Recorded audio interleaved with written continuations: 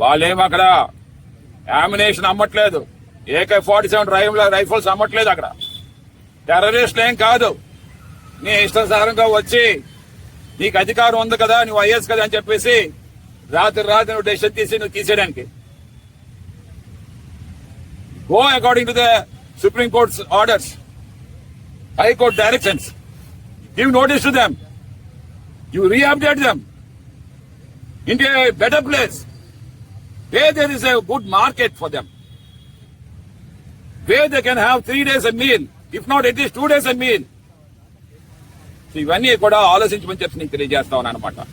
Operation stomach is more important for the YSRCP party, not operation lungs. If you think that they are becoming a pollution to this Visakhapatnam ఒక pollution అయిపోతుంది అని చెప్పి అనుకుంటే ఆ pollution free vehicles మీరు పెట్టండి అక్కడ. Way to suck this carbon dioxide from that places. Okay, 2 vehicles కొని పెట్టండి. వాళ్ళెందుకు లైఫ్ కొట్టేయడం? ఇండియాలో ఉన్నాయి చక్కనైన వెహికల్స్ వచ్చాయి. ఇప్పుడు అన్ని టెక్నాలజీ వచ్చింది. ఎక్కడైతే అలాంటి షాప్స్ ఉన్నాయో అక్కడ ఆ వేడిని, ఆ వదిలే గాలిని సక్ చేసుకుని ప్యూరిఫై గాలి పంపిస్తుంది అన్నమాట. 2 వెహికల్ కొంటే 150 ఇంటూ 4 బతుకుతున్నారంటే 600 కుటుంబంలో బతికితే కదా. ఎందుకు ఈ ఐడియా రాలేదా? కేతన్ గారు మీకు ఐడియా రాలేదా? కూటమి ప్రభుత్వం, చంద్రబాబు నాయుడు, లోకేష్ గారితో మీకు ఐడియాలు రావా? విశాఖపట్నం ఎన్నిసార్లు వస్తామన్నారు.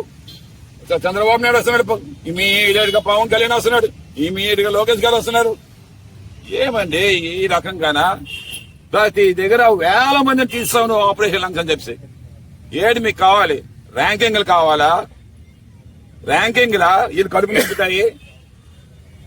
జిఎంసీకి ర్యాంకింగ్లు వస్తే మీకేమో వీళ్ళు కడుపు నింపినట్లుగానా? ఐఎఫ్ఆర్ పెట్టారు, అయిపోయింది. వాళ్ళ చేతకాళ్ళు. మీరేమో మీ వార్షిప్లన్నీ చూపించి చక్కగా హామినేషన్ అమ్ముకోవచ్చు మనం. కానీ వీళ్ళు కడుపు నింపేది ఎవరు? సిఐ సమిట్ పెట్టారు, లక్షల కోట్లేమో మీరు వ్యాపారాలు తీసుకొస్తామన్నారు. అది ఎవడికి? గొప్పోడికి ఇస్తా ఉన్నారు. మీరు జీవితం గొప్పోడికి ఇస్తున్నారు.